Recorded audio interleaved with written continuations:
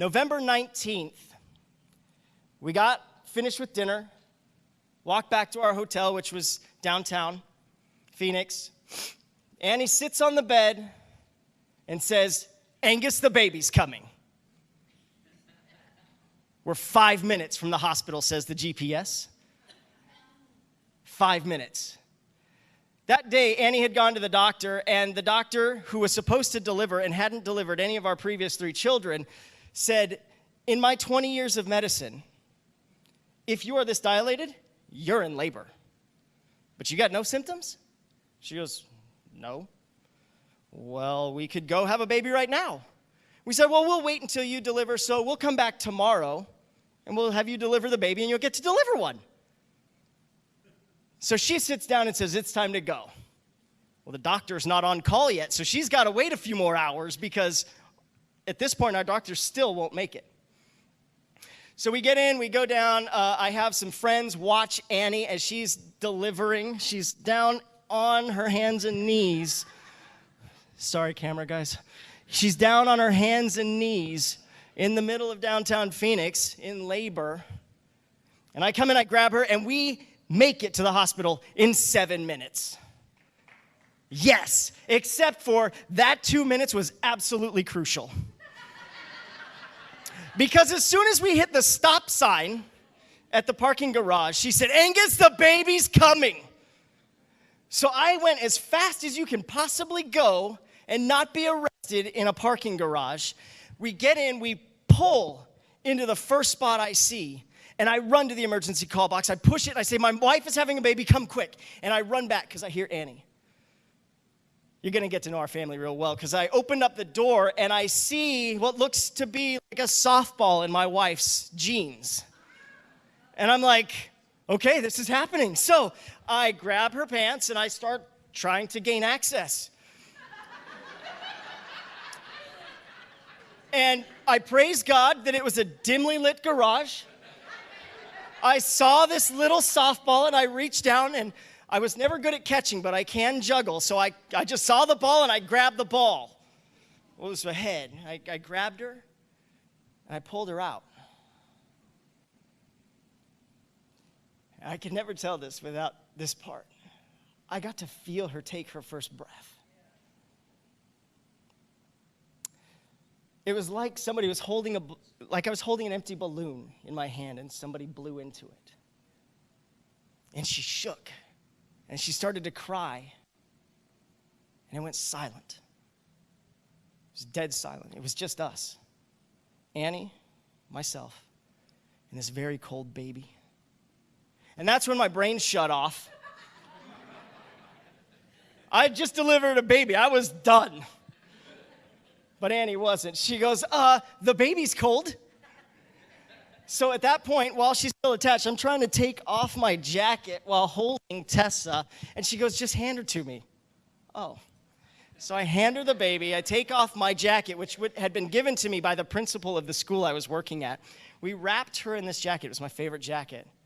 It's now gone, by the way. And I still love her. And then this woman pulls up because there's nobody out there. And I say, "Can you go touch the emergency call box because my wife had a baby?" English isn't her first language. So she's looking at me going, I said, the box, push. And so she goes over and pushes the button, comes back over, and she sees there's a baby. And she's like, "Oh, congratulations." And then she goes. Or, well, I'm assuming it was congratulations, whatever the Spanish word is for congratulations. And she left. And again, it was quiet. Now, I worked as a security guard at EMCC as my first job, and I knew that when you push the box, over there at least, it would tell you where it went off. So I assumed that they would just know where I was, and they came. But they didn't, so again, it was quiet. And then, out of nowhere, 2 security guards in their golf cart. This is not an exaggeration.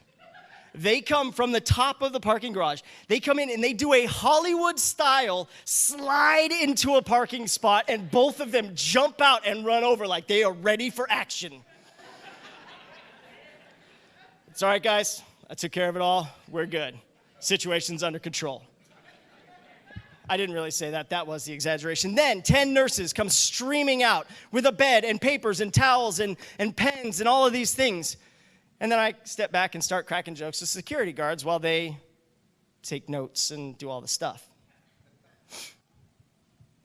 See, I told you that story because as I was thinking about tonight, or today's message, and I was thinking about the shepherds, I thought about my silent night.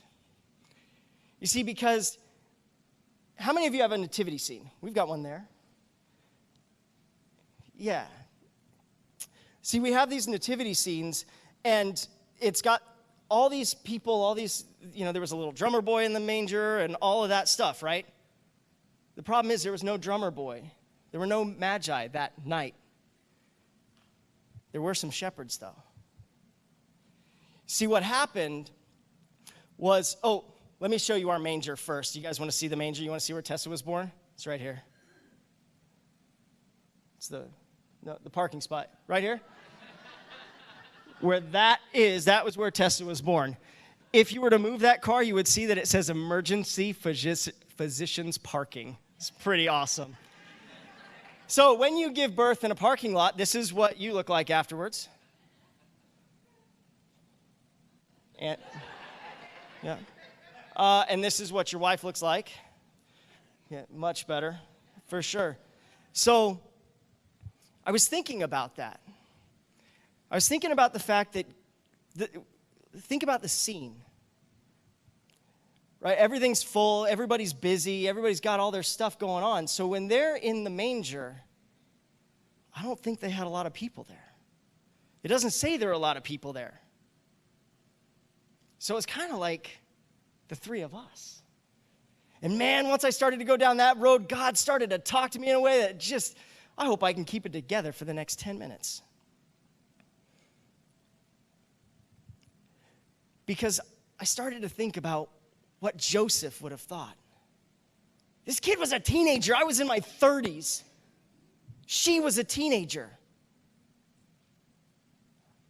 I had 3 kids. I've never done it before. I'm a North Pole dad. You guys know, I stay up at the business end, and I'm the encourager.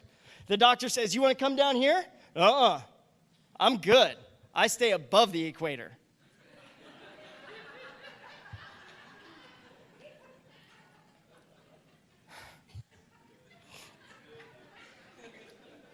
See, it wasn't something that I would have chosen for myself. This experience, if you had given me the choice, said, hey, you want to deliver your kid? I said, nope, never. But God knew better. Because you guys, I wouldn't give that memory up for anything. For anything. And so I think about Joseph standing there as a teenager, helping to deliver his baby. Mary, they're delivering their baby.